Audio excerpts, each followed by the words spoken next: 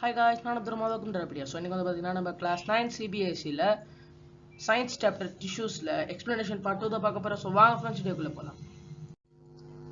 What is a tissue? So இப்போ வந்து பாத்தீங்கன்னா நமக்கு சில questions கேட்டிருக்காங்க. So first question என்ன, what is a tissue? இப்போ டிஷ்யூனா என்ன? ஒரு group of cell. So அது எல்லாமே வந்து பாத்தீங்கன்னா ஒரே மாதிரி ஸ்ட்ரக்சர்ல இருக்கணும். அது எல்லாமே ஒரே மாதிரி ஒர்க் பண்ணணும். So அது வந்து பாத்தீங்கன்னா ஒரு particular function செய்யணும். So இதான் tissue.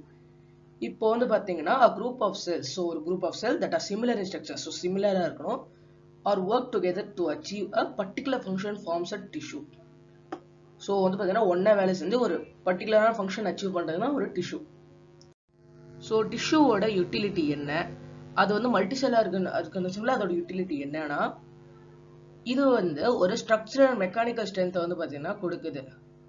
And enables the division of labor. So labor ஓட division கொடுக்குது.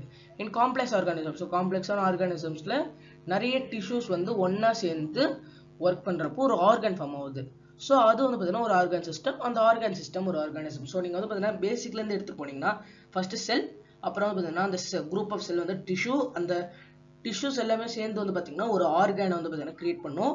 அந்த organ வந்து ஒரு organ சிஸ்டம் வந்து பாத்தீங்கன்னா கிரியேட் பண்ணும். அந்த ஆர்கன் சிஸ்டம் வந்து ஒரு ஆர்கானிசம் கிரியேட் பண்ணும்.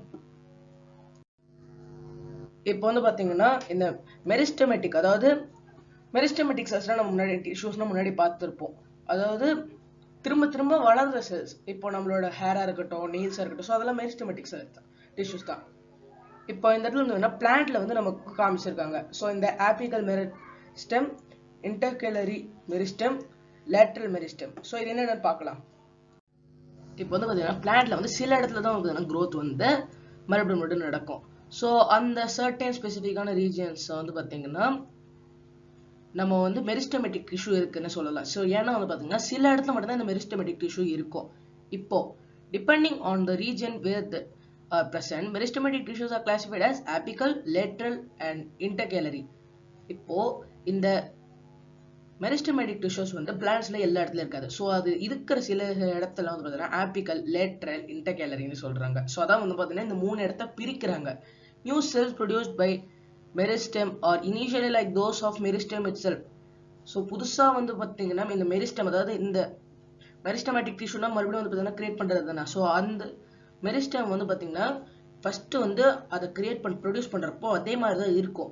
ஆனா அது க்ரோவா மெச்சூர் ஆக, ஸோ அது எந்த ஒரு டைப் ஆஃப் டிஷ்யூவா இருக்கணுமோ அந்த இடத்துக்கு, ஸோ அதுவும் வந்து பார்த்தீங்கன்னா கன்வெர்ட் ஆகும்.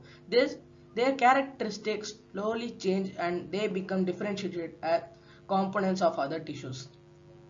ஸோ இதோட கேரக்டரிஸ்டிக்ஸ் பார்த்தீங்கன்னா கொஞ்சம் கொஞ்சமா வந்து சேஞ்ச் ஆக ஆரம்பிக்கும். அது வந்து பார்த்தீங்கன்னா மற்ற காம்பனன்ட்ஸை விட வந்து டிஃபரன்ஷியேட் ஆக ஆரம்பிக்கும்.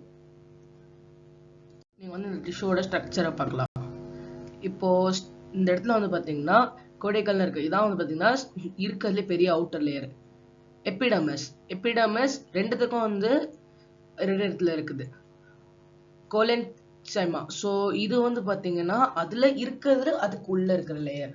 பேரன்சைமா அதுக்குள்ள இருக்கிற லேயர். ஃப்ளோயம், இந்த ஃப்ளோயம், சைலம் இதெல்லாம் வந்து பார்த்தீங்கன்னா கேள்விப்பட்டிருப்பீங்க. ஸோ வந்து ரூட்ல தான் வந்து பார்த்தீங்கன்னா வாட்டர் இருக்கும். ஸோ அது வேலையை எடுத்துட்டு வர்றதுக்கு பார்த்தீங்கன்னா இந்த மாதிரி இருக்கிற செல்ஸ், அதாவது இந்த டிஷ்யூஸ் தான் வந்து பார்த்தீங்கன்னா பார்த்துக்கும்.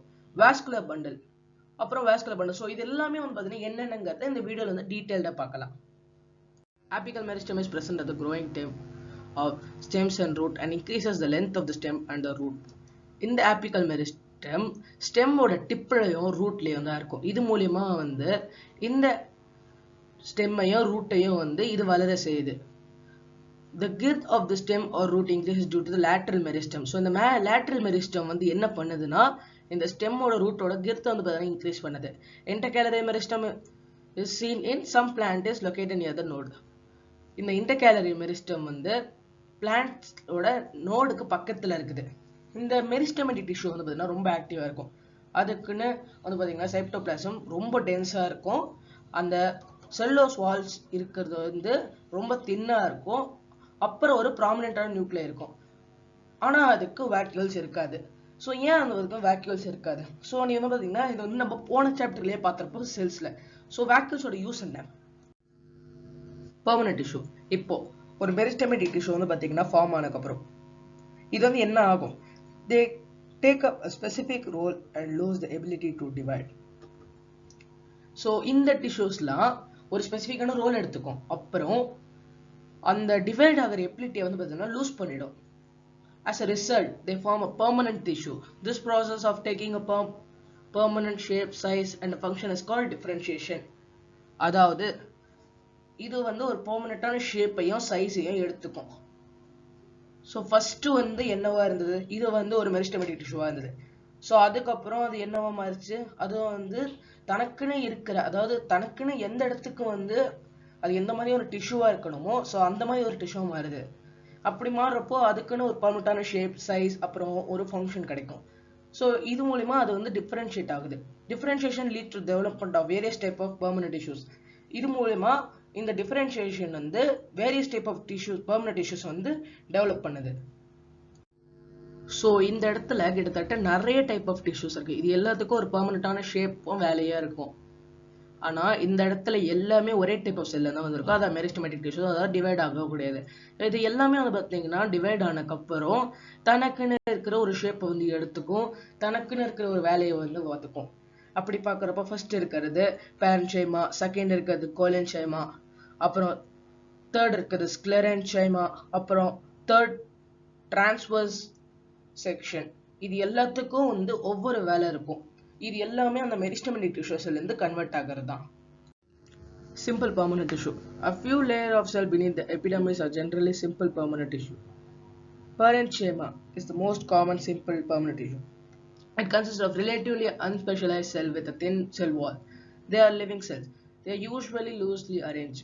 Thus, large spaces between them are found in this tissue. This tissue generally stores food.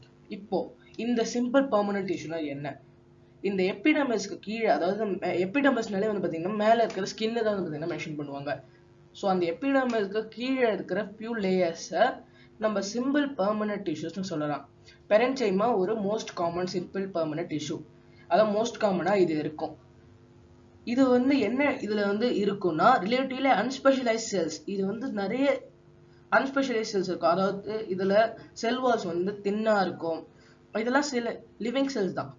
இது வந்து பார்த்தீங்கன்னா ரொம்ப லூஸ்லி அரேஞ்சாக இருக்கும், லார்ஜ் ஸ்பேசஸ் வந்து அதுக்கு நடுவில் இருக்கும். அப்புறம் இந்த டிஷ்யூ வந்து என்ன பண்ணுன்னா ஃபுட்டை வந்து ஸ்டோர் பண்ணும். நீங்கள் பார்க்கலாம் இந்த இடத்துல இந்த ஃபர்ஸ்ட்டு தான் வந்து பார்த்தீங்கன்னா பேரன்சைமா. ஸோ எந்த அளவுக்கு வந்து ரொம்ப லூஸாக பேக் ஆகிருக்குதோ நிறைய ஸ்பேசஸ் வந்து பார்த்தீங்கன்னா நடுவில் இருக்கிறத நீங்கள் பார்க்கலாம். எப்படி இந்த பேரன்சைமா வந்து ரொம்ப தின்னா இருக்குதோ அதே மாதிரி இந்த ஸ்க்ளெரன்சைமா வந்து ரொம்ப திக்கா இருக்கும். இதான் வந்து இந்த பிளான்ட்டுக்கே ஒரு ஹார்ட்னஸையும் ஸ்டிஃப்னஸையும் கொடுக்குது. நீங்க வந்து இந்த கோகனட் ஹஸ்கை பார்த்துருப்பீங்க, அது வந்து பார்த்தீங்கன்னா எதால மேடா இருக்குன்னா ஸ்க்ளெரன்சைமாட்டோஸ் செல் டிஷ்யூ. ஸோ இந்த டைப் ஆஃப் டிஷ்யூல தான் அது மேடா இருக்குது. இந்த செல்லும் டிஷ்யூவும் வந்து பார்த்தீங்கன்னா டெட்டாக தான் இருக்கும். They are long and narrow as a walls are thicken due to lignin. இந்த செல்ஸ் அண்ட் டிஷ்யூஸ் எப்பவுமே இறந்த நிலையில தான் இருக்கும். இது லாங்கா இருக்கும், நேரோவா இருக்கும், அப்புறம் லிங்கின் மூலமா வந்து திக்கண்டா இருக்கும். அதாவது வந்து பாத்தீங்கன்னா ஒரு type of material. Often these walls are so thick there is no internal space inside the cell.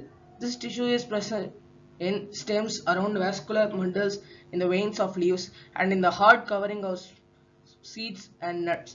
It provides strength to the plant parts. இந்த டிஷ்யூ வந்து பிளான்ட்ல தான் இருக்கும். இதுக்கு வந்து வாஸ்குலர் பண்டல்ஸ் இருக்கும், லீவ்ஸோட வெயின்ல இருக்கும். இது வந்து சீட்ஸோட ஹார்ட் கவரிங்ஸ்லயும் நட்ஸோட ஹார்ட் கவரிங்ஸ்லயும் இதாக இருக்கும்.